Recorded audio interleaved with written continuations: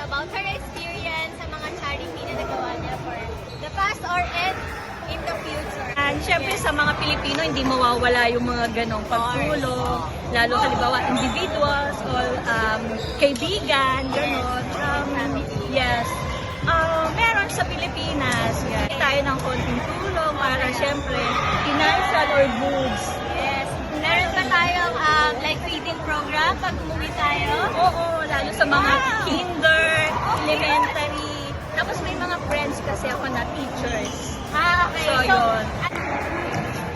Yes, good morning! Shari, and she will give us some ideas at saka yung mga point niya sa charity, bilang charity giver.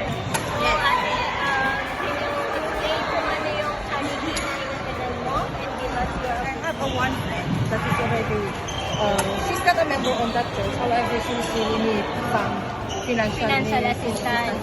Yeah, because she's working here as a OFW din dito sa Pilipinas.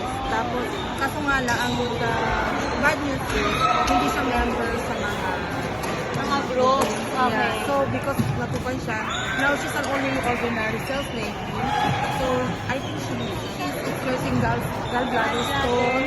And then meron din siyang parsley na natupan yung asya.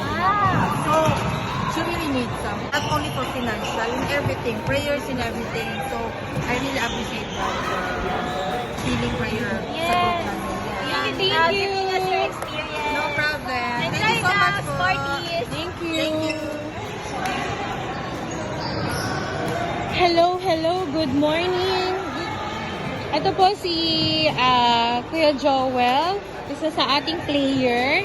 Okay, Kuya, tatanong ko lang po kasi it's charity 109, Charity Cup.